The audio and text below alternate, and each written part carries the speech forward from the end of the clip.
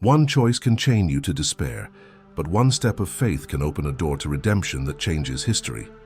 If stories like this deepen your faith, please subscribe and turn on the notification bell. New Bible films every week. This is the story of Ruth, a woman who lost everything and found more than she could imagine. A foreigner who became family. A widow who became a wife. A Moabite who became the great-grandmother of Israel's greatest king and an ancestor of the Messiah himself. The Book of Ruth is only 4 chapters long, but it contains enough grace to fill eternity. It was written during the time of the Judges, a dark era when everyone did what was right in their own eyes and chaos ruled the land.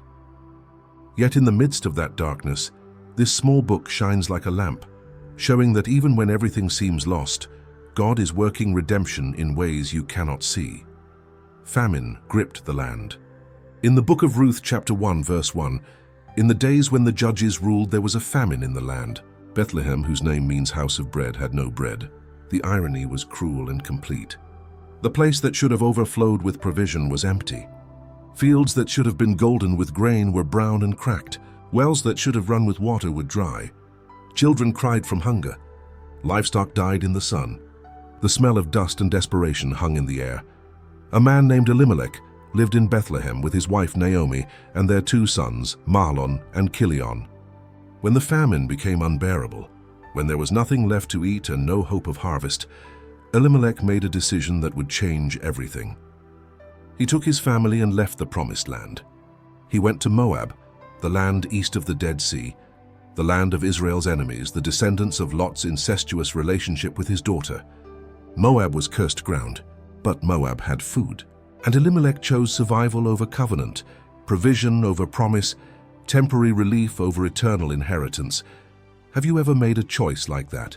Have you ever chosen what seemed practical over what you knew was right? Have you ever walked away from where God placed you because staying seemed impossible? Elimelech went to Moab intending to stay only temporarily, just until the famine ended.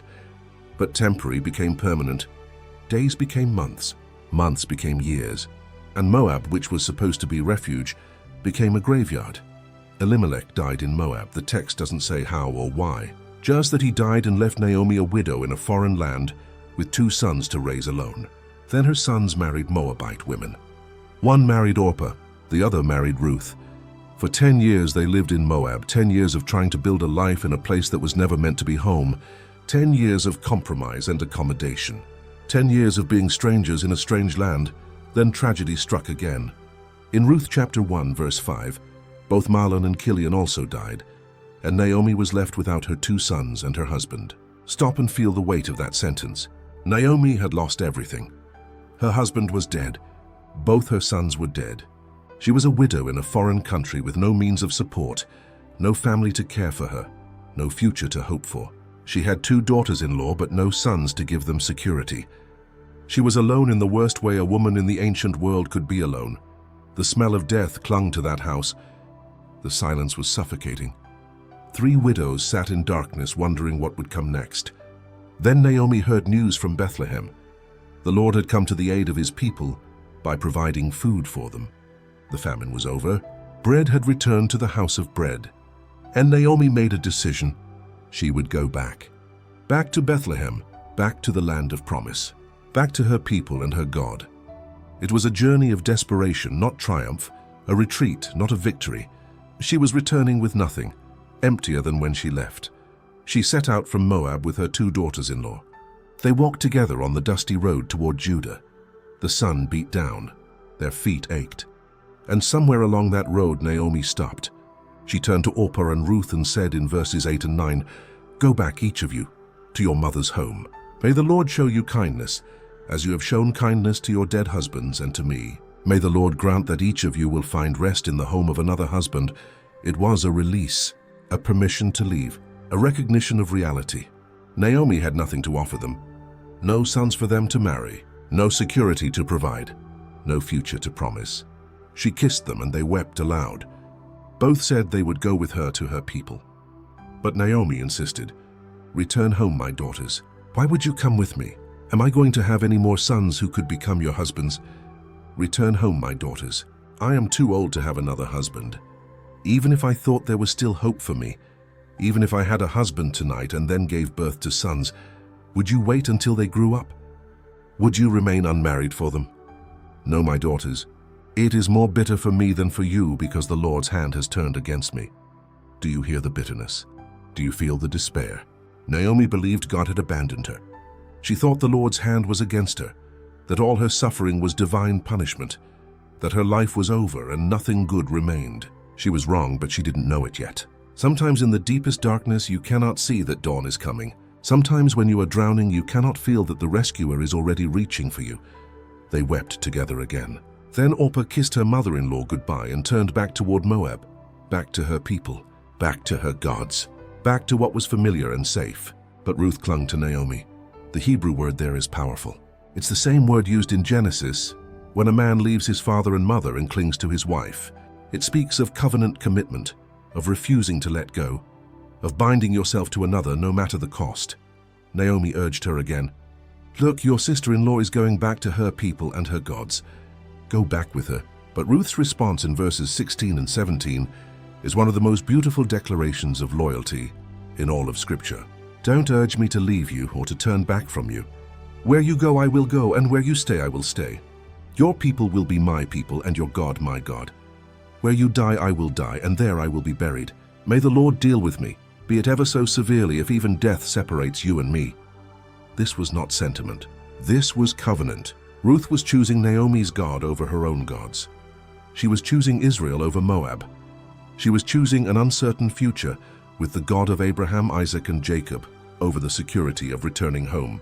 She was choosing to be grafted into a people she did not belong to by birth, to worship a God she had only known through her husband and mother-in-law, to walk into a future with no guarantees except that Naomi's God would be her God. Why did she do it? The text doesn't tell us her reasoning. Maybe she had come to love the Lord through Naomi and Mahlon. Maybe she couldn't bear the thought of Naomi traveling alone. Maybe she had nothing left in Moab either. Maybe all of these. But whatever the reason, she made a choice that day on the road between Moab and Bethlehem that would echo through eternity. She chose faith over fear. She chose covenant loyalty over convenience. She chose the God of Israel over the gods of Moab. And that choice changed everything. When Naomi saw that Ruth was determined to go with her, she stopped urging her. So the two women went on until they came to Bethlehem. The journey was long and hard. Dust coated their clothes. The sun burned their skin. They walked as two widows with nothing, returning to a town Naomi had left a lifetime ago. When they arrived in Bethlehem, the whole town was stirred. Women came out to see. Voices rose in recognition and disbelief. "Can this be Naomi?" they asked. Naomi's response reveals the depth of her pain. "Don't call me Naomi," she told them. "Call me Mara, because the Almighty has made my life very bitter. I went away full, but the Lord has brought me back empty. Why call me Naomi? The Lord has afflicted me. The Almighty has brought misfortune upon me." Naomi means pleasant. Mara means bitter. She was saying, don't call me pleasant anymore because there is nothing pleasant left in my life. I left with a husband and 2 sons. I return with nothing but bitterness and a foreign daughter-in-law. But the narrator adds a detail Naomi didn't notice. Verse 22 says, "So Naomi returned from Moab accompanied by Ruth the Moabite, her daughter-in-law, arriving in Bethlehem as the barley harvest was beginning." Do you see it? They arrived precisely at harvest time, not in the middle of famine, not in winter when nothing grows. At the beginning of the barley harvest, when the fields were golden and provision was abundant, Naomi thought God had abandoned her, but God was positioning her for redemption. She returned thinking she had nothing, but she had Ruth. And Ruth was worth more than 10 sons, though Naomi couldn't see it yet. The barley harvest. The smell of cut grain filled the air. Workers moved through fields swinging sickles. Sheaves piled high. There was food again in Bethlehem. And in the middle of that harvest, hope would begin to grow where it seemed hope had died. In Ruth chapter 2, verse 1, the text introduces a man who will change everything. Now Naomi had a relative on her husband's side, a man of standing whose name was Boaz, a man of standing. The Hebrew phrase suggests wealth, reputation, integrity, character. This was not just any relative. This was someone significant in Bethlehem, and he was from the clan of Elimelech, which meant he was a potential kinsman redeemer. Though neither Naomi nor Ruth knew it yet, Ruth said to Naomi, "Let me go to the fields and pick up the leftover grain behind anyone in whose eyes I find favor." This was allowed under Mosaic law. Leviticus 19:9 commanded landowners not to harvest to the edges of their fields, but to leave the gleanings for the poor and the foreigner. Ruth was both. She was poor, having nothing. She was a foreigner, a Moabite in Israel. She had every legal right to glean, but it would be backbreaking work, dangerous for a foreign woman alone, and would provide barely enough to survive.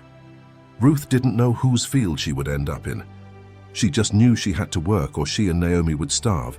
So she went out, entered a field, and began to glean behind the harvesters. The sun was hot. Her back bent low. Her hands worked quickly, gathering stalks left behind by the reapers. Sweat dripped, chaff stuck to her skin. And as it turned out, she was working in a field belonging to Boaz.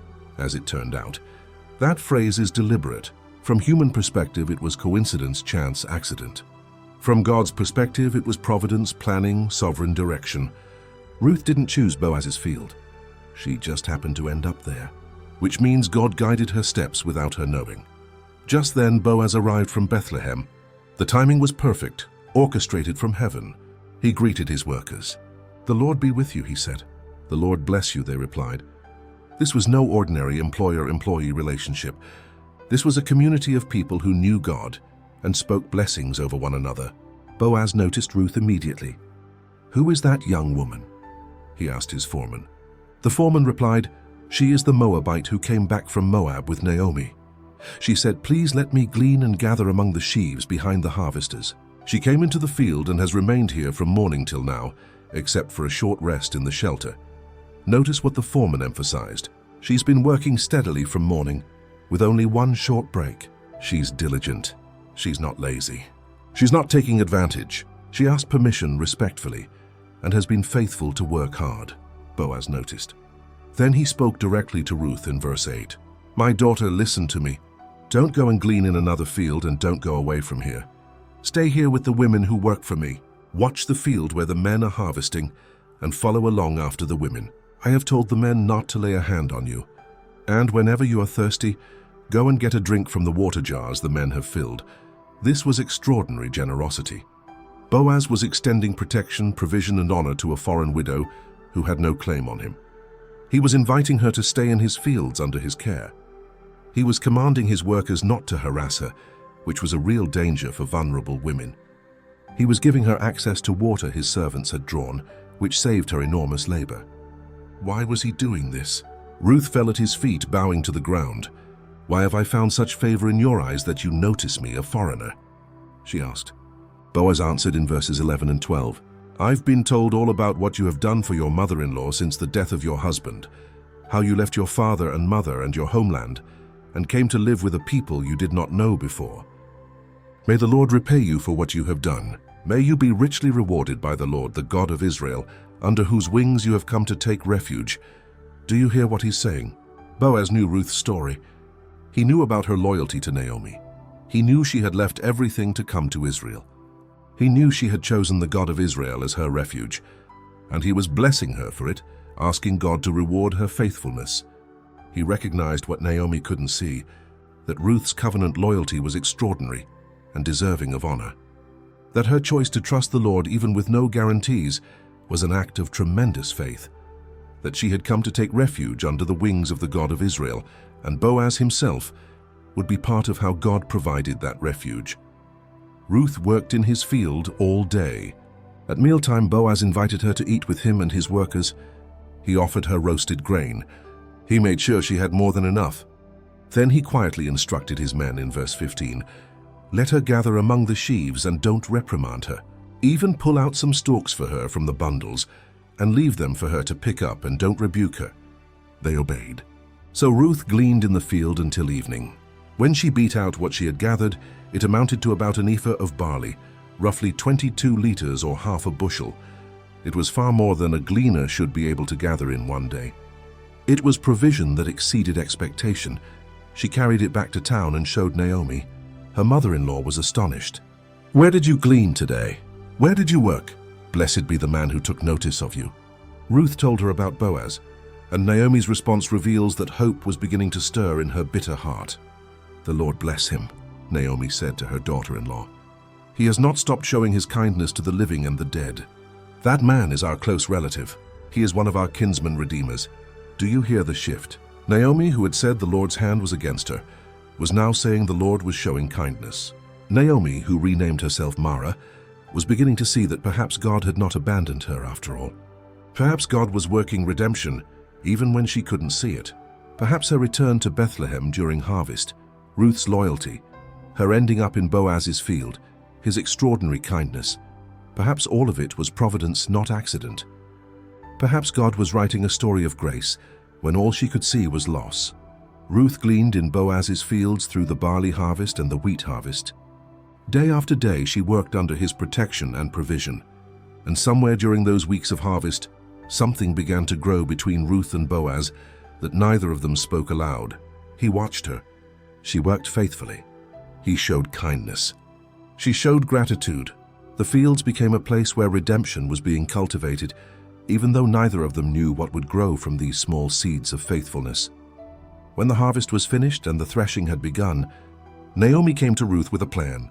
In Ruth chapter 3, verse 1, one day Naomi said to her daughter-in-law, "I must find a home for you where you will be well provided for. Now Boaz, with whose women you have worked, is a relative of ours. Tonight he will be winnowing barley on the threshing floor. Wash, put on perfume and dress in your best clothes. Then go down to the threshing floor. But don't let him know you are there until he has finished eating and drinking. When he lies down, note the place where he is lying. Then go and uncover his feet and lie down. He will tell you what to do." This plan sounds strange to modern ears and has been interpreted in many ways. Some see it as scandalous. Others see it as a cultural practice we don't fully understand. What's clear is that Naomi was instructing Ruth to present herself to Boaz in a way that would make her availability and her appeal for his protection unmistakable. She was putting Ruth in a vulnerable position, trusting that Boaz was a man of integrity who would respond with honor. And she was banking on the law of the kinsman redeemer, trusting that Boaz would choose to redeem Ruth and Naomi by marrying Ruth and providing for them both. Ruth agreed. "I will do whatever you say," she told Naomi. So she went down to the threshing floor and did everything her mother-in-law told her to do. The threshing floor was outside the city, a flat open area where grain was winnowed. After the work of the day, Boaz ate and drank. His heart was merry. He lay down at the far end of the grain pile to sleep, guarding the harvest through the night. The air was cool. Stars filled the sky. The smell of grain and dust hung in the darkness. Ruth approached quietly. She uncovered his feet and lay down. In the middle of the night, something startled Boaz. He woke suddenly and turned, and there was a woman lying at his feet. "Who are you?" he asked into the darkness. "I am your servant Ruth," she said. "Spread the corner of your garment over me, since you are a kinsman redeemer." The corner of the garment was symbolic of protection and commitment, like spreading a covering over someone to claim them as your own. Ruth was asking Boaz to redeem her, to marry her, to cover her with his name and provision. Boaz's response shows why he was a man of standing in Bethlehem. "The Lord bless you, my daughter," he said. "This kindness is greater than that which you showed earlier. You have not run after the younger men, whether rich or poor. And now, my daughter, don't be afraid. I will do for you all you ask. All the people of my town know that you are a woman of noble character. Although it is true that I am a kinsman redeemer of our family, there is another who is more closely related than I. Stay here for the night, and in the morning, if he wants to do his duty as your guardian redeemer, good, let him redeem you. But if he is not willing, as surely as the Lord lives, I will do it. Lie here until morning." Boaz honored Ruth. He called her a woman of noble character, the same phrase used to describe virtuous women elsewhere in Scripture. He promised to redeem her, but he acknowledged there was a nearer kinsman who had first claim according to law. That man would have to be given opportunity to redeem or refuse. Boaz was committed to doing things properly, legally, publicly, with integrity. He would not take what belonged to another, even though his heart clearly desired Ruth. He was a man who honored God's law even when it cost him personally. Ruth lay at his feet until morning. Before it was light enough for anyone to recognize her, she got up. Boaz said, "No one must know that a woman came to the threshing floor." He was protecting her reputation. Then he told her to bring him the shawl she was wearing. He poured into it 6 measures of barley and placed the bundle on her. It was a gift, a promise, a sign that he would not let her or Naomi go away empty. Then Ruth went back to town carrying the grain. When she came to her mother-in-law, Naomi asked, "How did it go, my daughter?" Ruth told her everything Boaz had done for her and showed her the 6 measures of barley. "He gave me these," she said. "He didn't want me to go back to you empty-handed." Then Naomi said, "Wait, my daughter, until you find out what happens, for the man will not rest until the matter is settled today." Naomi understood Boaz's character. She knew he would act quickly and decisively. She knew the story was coming to a climax and resolution would come soon. Boaz went to the town gate and sat there. In ancient Israel, the town gate was where legal matters were settled, where elders gathered, where business was conducted publicly. He was waiting for the other kinsman redeemer to pass by. Soon the man came. Boaz called him over. "Come sit here," he said. He also called 10 of the elders of the town to sit as witnesses. Everything that happened next would be legal, binding and public. Boaz said to the kinsman redeemer, "Naomi, who has come back from Moab, is selling the piece of land that belonged to our relative Elimelech. I thought I should bring the matter to your attention and suggest that you buy it in the presence of these seated here and in the presence of the elders of my people. If you will redeem it, do so, but if you will not, tell me, so I will know. For no one has the right to do it except you, and I am next in line." "I will redeem it," the man said immediately. Apparently the land was valuable and he wanted it. But then Boaz added the detail that would change the man's calculation. "On the day you buy the land from Naomi, you also acquire Ruth the Moabite, the dead man's widow, in order to maintain the name of the dead with his property." This was the law of levirate marriage combined with property redemption. To redeem the land meant taking responsibility for Ruth, marrying her, and raising up children in the name of her dead husband. Those children would inherit the land. The redeemer would pay the purchase price and take on the responsibility, but the profit would belong to the next generation, not to him. The kinsman redeemer reconsidered immediately. "Then I cannot redeem it," he said, "because I might endanger my own estate. You redeem it yourself. I cannot do it." He was unwilling to complicate his own inheritance or take on the responsibility of Ruth. So he removed his sandal and gave it to Boaz. This was the custom in Israel for the redemption and transfer of property, a way of making the transaction legally binding. Boaz announced to the elders and all the people, "Today you are witnesses that I have bought from Naomi all the property of Elimelech, Chilion, and Mahlon. I have also acquired Ruth the Moabite, Mahlon's widow, as my wife, in order to maintain the name of the dead with his property, so that his name will not disappear from among his family or from his hometown. Today you are witnesses." The elders and all the people at the gate said, "We are witnesses. May the Lord make the woman who is coming into your home like Rachel and Leah, who together built up the family of Israel. May you have standing in Ephrathah and be famous in Bethlehem. Through the offspring the Lord gives you by this young woman, may your family be like that of Perez, whom Tamar bore to Judah." They were speaking prophetically and didn't even know it. Rachel and Leah were matriarchs of Israel. Perez was an ancestor of Boaz and would become an ancestor of David and Jesus. They were blessing Boaz and Ruth with fruitfulness and legacy that would indeed come to pass beyond anything they could imagine. So Boaz took Ruth and she became his wife. When he made love to her, the Lord enabled her to conceive and she gave birth to a son. The Lord enabled her to conceive. After years of barrenness in marriage to Mahlon, God opened Ruth's womb when she married Boaz. This child was a gift from the Lord, a sign of his blessing on their union. The women of Bethlehem said to Naomi, "Praise be to the Lord who this day has not left you without a kinsman redeemer. May he become famous throughout Israel. He will renew your life and sustain you in your old age. For your daughter-in-law who loves you, and who is better to you than 7 sons has given him birth." 7 sons was the ultimate blessing in that culture. To say Ruth was better than 7 sons was to say she was priceless, invaluable, a treasure beyond measure. And Naomi, who had returned to Bethlehem empty, was now full.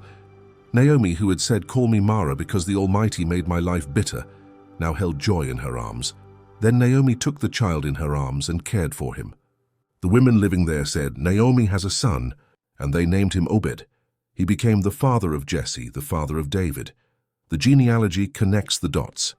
Ruth, the Moabite widow who gleaned in fields and took refuge under the wings of the God of Israel, became the great-grandmother of David, Israel's greatest king.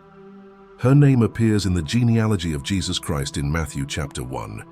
Ruth is one of only 5 women mentioned in Jesus' lineage, and the only one identified as a foreigner.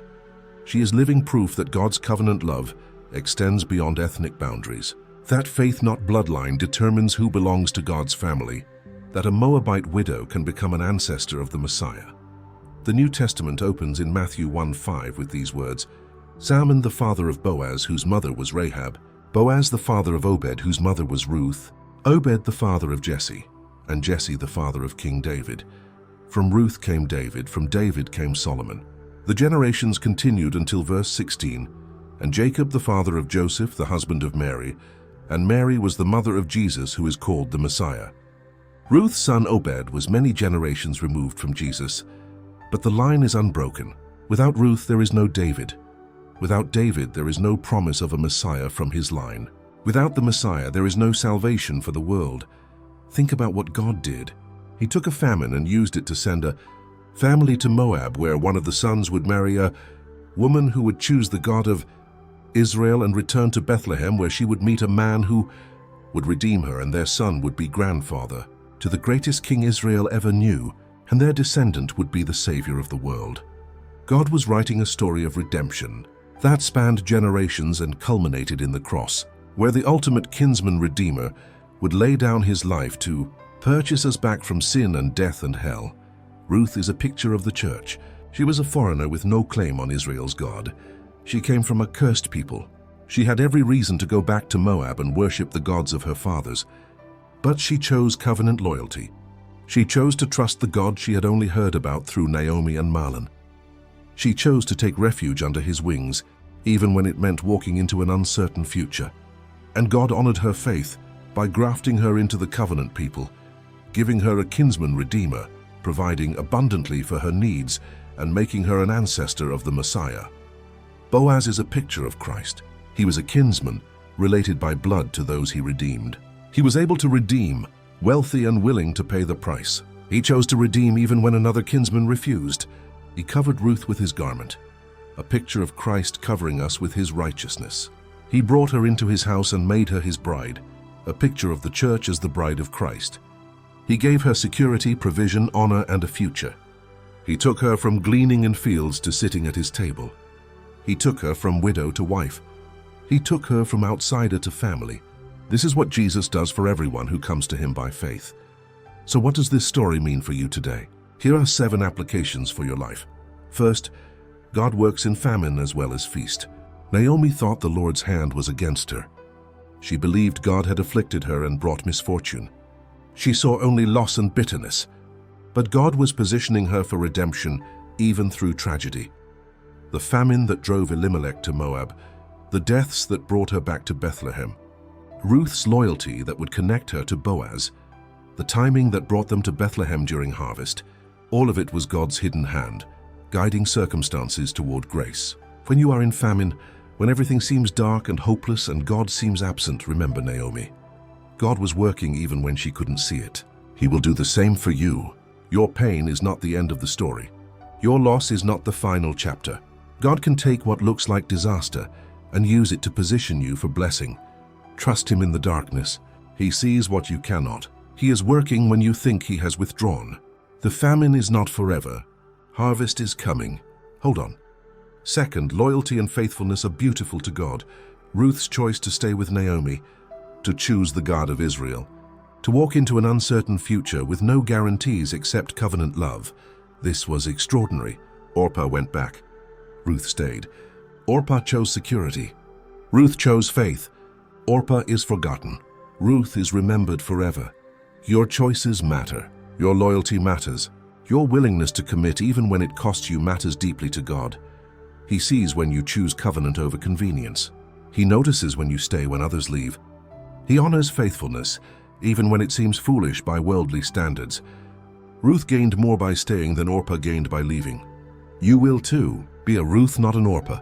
Choose faith over fear. Choose covenant over comfort. Choose God's people and God's ways, even when the path is uncertain.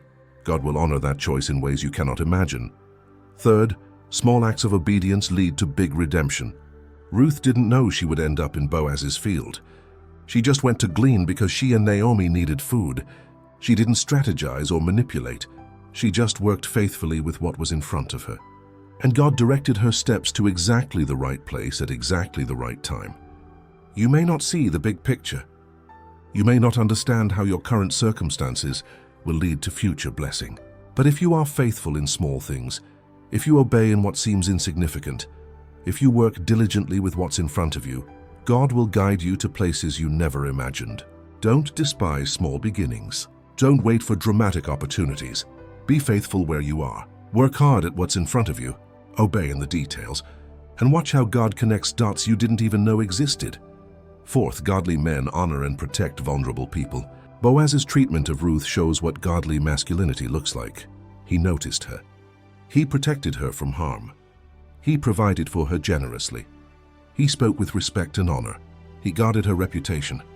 He conducted himself with integrity, even when alone with her at night. He went through legal channels to redeem her publicly. He didn't take advantage of her vulnerability. He didn't use his power to exploit her. He used his strength to serve her. This is what God calls men to be: strong enough to protect, generous enough to provide, honorable enough to guard reputation, faithful enough to do things God's way even when shortcuts are available. Men, be like Boaz. Women, don't settle for less than a man of character. God has not called you to be with someone who will use you. He has called you to be with someone who will honor you. Fifth, redemption requires someone willing to pay the price. The nearer kinsman was willing to redeem the land until he learned he would have to marry Ruth and raise children in the dead man's name. Then he refused. He was unwilling to complicate his own inheritance, unwilling to take responsibility for someone else's widow, unwilling to pay a price that would cost him personally. Boaz was different. He willingly paid the price. He took Ruth as his wife, knowing the children would carry Mahlon's name, not his. He redeemed the land, knowing the inheritance would go to the next generation. He chose to sacrifice for redemption. This is a picture of Jesus. We were in desperate need of redemption, but the price was high. Our debt was more than we could pay. We needed someone willing to die in our place. The law couldn't save us. Religion couldn't save us. We needed a Redeemer willing to pay with his own blood. And Jesus said, "I will do it." He left heaven. He took on flesh. He lived a perfect life. He died a criminal's death. He paid the price we owed. He redeemed us not with silver and gold, but with his precious blood. And now we belong to him. We are covered by his righteousness.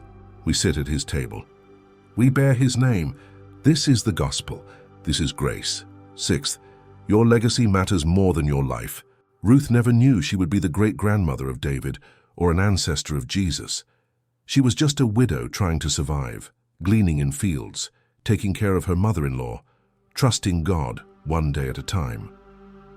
But her choices created a legacy that would impact all of human history. You don't know how your faithfulness today will affect tomorrow. You don't know what God will do with your obedience. You don't know who will be influenced by your choices. Live for more than yourself. Live for the generation that comes after you. Live in a way that honors God and builds a heritage of faith. Your children and grandchildren and generations yet unborn will benefit from your faithfulness today, or they will suffer from your compromise. Choose wisely. Live faithfully. Build a legacy that points to Jesus. Seventh, Jesus is the true kinsman redeemer. Every beautiful element of this story points to him. He is related to us by blood, having taken on human flesh. He is able to redeem us, being sinless and powerful. He is willing to redeem us, having chosen the cross when he could have stayed in heaven. He covers us with his righteousness, like Boaz covered Ruth with his garment. He brings us into his house and makes us family. He changes our status from slave to son, from orphan to heir, from lost to found. He gives us a future and a hope. He restores what was lost and provides what we could never earn. And one day he will come again to bring his bride home forever. Every promise he made, he will keep. Every word he spoke will prove true. He is faithful, he is able, he is willing. And he is yours if you will come to him by faith. Ruth's faith rewrote her future. She came to Bethlehem as a destitute Moabite widow with no hope and no prospects. She left Moab with nothing but loyalty to Naomi and trust in a God she barely knew. She arrived in Israel as a foreigner, an outsider, someone with no claim on covenant promises, but she chose to take refuge under the wings of the God of Israel. And God took her from the fields where she gleaned for survival to the family where she belonged. He took her from poverty to provision, from shame to honor, from widowhood to marriage, from barrenness to fruitfulness. He wrote her name into the genealogy of kings. He made her an ancestor of the Messiah. He turned her story of loss into a legacy of redemption that would echo through all eternity. The same God who did this for Ruth can do it for you. You may feel like Naomi, bitter and broken, returning empty from a journey that cost you everything. You may feel like Ruth, a foreigner with no claim on God's promises, wondering if you really belong.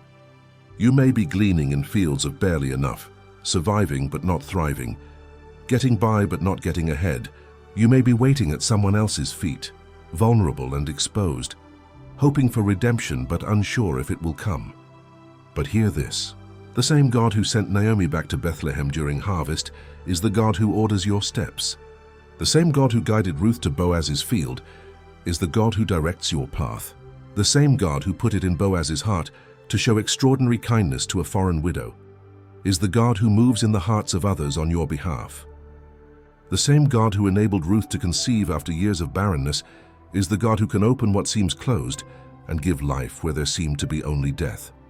The same God who took a Moabite widow and made her great-grandmother of David, an ancestor of Jesus, is the God who can take your broken story and write redemption into it in ways you cannot imagine. Do you believe this? Not with your head, but with your heart. Not as a nice theological idea, but as living truth that applies to your actual circumstances right now. God is not finished with you. Your story is not over. Your pain is not the end. Your loss is not the final word. Your current circumstances are not your destiny. God is writing a story of grace, and you are in the middle of it, not at the end of it. Maybe you feel abandoned like Naomi. You thought God would provide one way, and instead, you lost what you treasured most. You prayed, and it seemed your prayers hit the ceiling. You trusted, and it seemed God betrayed that trust. You obeyed, and it seemed obedience led to disaster. You are tempted to rename yourself Mara, to call yourself bitter, to believe the Lord's hand is against you. But what if, like Naomi, you cannot yet see what God is doing? What if the very things that seem like evidence of God's absence are actually positioning you for blessing you cannot yet perceive? What if God is working in the darkness and you will only see it when dawn breaks? Hold on. Keep believing. Trust that the God who brought Naomi back to Bethlehem during harvest has perfect timing for you too. Maybe you feel like Ruth at the beginning of her journey. Everything familiar is behind you. The road ahead is uncertain. You have made a choice to follow God, but you don't know where it will lead. You have committed to trust Him, but you see no evidence yet that it was the right decision. You are walking by faith, not by sight, and the walk is harder than you expected. Stay the course. Keep walking. Don't turn back to Moab. Don't return to what is familiar and safe, but ultimately empty. The God you have chosen to trust is trustworthy. The refuge you have sought under His wings is real. The future you cannot see is secure in His hands. Ruth couldn't see Boaz when she left Moab. She couldn't imagine the harvest waiting in Bethlehem. She couldn't foresee the son she would bear or the legacy she would leave. But she took one step of faith and then another, and God met her every step of the way. Maybe you are like Ruth in the fields, working hard, doing what's in front of you, faithful in small things while dreaming of something more. You are gleaning when you long to feast. You are surviving when you long to thrive. You are getting by when you long to flourish. Keep working. Keep being faithful. Keep doing what God has given you to do today. You don't know what field you're in. You don't know who is watching. You don't know what doors will open tomorrow because of your faithfulness today. Ruth went to glean thinking only of survival and ended up in the field of her kinsman redeemer. Your daily obedience in things that seem small and insignificant may be positioning you for blessing beyond anything you can imagine. Don't despise the day of small things. God is at work in ways you cannot see. Maybe you are at the threshing floor, vulnerable and exposed, taking a risk, putting yourself in a position where you could be rejected or hurt. You have done what you believe God called you to do, but now you're waiting for the response, and the waiting is agony. You have asked for what you need, but you don't know if the answer will be yes or no. You have placed your hope in someone or something, and now you lie at their feet wondering if you made a terrible mistake. Be brave, be patient. If you are seeking redemption in God's way, if you are pursuing righteousness, if you are following godly counsel, if you are trusting the character of the one you're appealing to, then wait. The answer will come. And if the answer is no from one source, God has another redeemer ready. The nearer kinsman said no. Boaz said yes. If one door closes, God will open another. Don't lose heart in the waiting. The man will not rest until the matter is settled. Maybe you are standing at the gate watching redemption happen, seeing God work things out publicly, experiencing the moment when what was hidden becomes known and what was promised becomes real. Celebrate. Give thanks. Tell the story. Let others see what God has done. Your redemption is not just for you. It's a testimony that will encourage others who are still in their wilderness, still gleaning in fields, still waiting at threshing floors. When God brings you through, when He provides what you needed, when He redeems what was lost, when He restores what was broken, tell everyone. Praise Him publicly. Let your story be evidence that God is faithful, that His promises are true, that He still works redemption in impossible situations. Or maybe you are like Naomi holding Obed, marveling that God brought life and joy and hope from a situation that seemed dead. You who said, "Call me Mara, because the Almighty made my life bitter," now hold joy in your arms. You who returned empty are now full. You who thought your story was over are discovering it was just beginning a new chapter. Give God glory. Acknowledge that His ways are higher than your ways. Confess that you judged too soon, that you couldn't see what He was doing, that you named yourself bitter when He was preparing sweet, and forgive yourself for the bitterness. God doesn't condemn you for the despair you felt in the darkness. He just gently shows you that He was there all along, working all things together for good, writing redemption into your story when all you could see was loss. This is the message of Ruth, that God redeems, that He takes what seems broken and makes it beautiful, that He writes stories of grace in the middle of stories of loss, that He positions you for blessing even through hardship, that He grafts outsiders into His family, that He provides kinsmen redeemers who will pay the price you cannot pay, that He brings harvest after famine, that He turns bitterness into joy, that He gives you a future when all you can see is a dead past, that your pain is not the end of your story, that your loss is not the final chapter, that redemption is coming even if you cannot see it yet, and ultimately, that there is a Redeemer who will never fail you. His name is Jesus. He is your kinsman, related to you by blood because He took on human flesh. He is able to redeem you because He lived a sinless life and has authority over sin and death. He is willing to redeem you because He chose the cross when He could have stayed in heaven. He covers you with His righteousness, like Boaz covered Ruth with his garment. He brings you into His house and makes you family. He takes you from gleaning for survival to feasting at His table. He changes your name from lost to found, from slave to child, from orphan to heir. He gives you an inheritance you could never earn and a future you could never secure on your own. And He will never leave you or forsake you, never. Not in famine or feast, not in wilderness or promised land, not in loss or restoration. He is with you. He is for you. He is redeeming your story even now in ways you cannot yet see. So come to Him. Come if you are bitter like Naomi, thinking God has abandoned you. Come if you are loyal like Ruth, ready to trust Him even with no guarantees. Come if you are empty-handed and broken-hearted and wondering if there is any hope left. Come and take refuge under His wings. Come and find that He is the kinsman redeemer you desperately need. Come and discover that He will not let you go away empty. Come and see that He is writing a story of redemption in your life that will echo through eternity. Ruth's faith rewrote her future, and the Redeemer can do the same for you. If you value films like this, share it with a friend and subscribe for the next Bible story.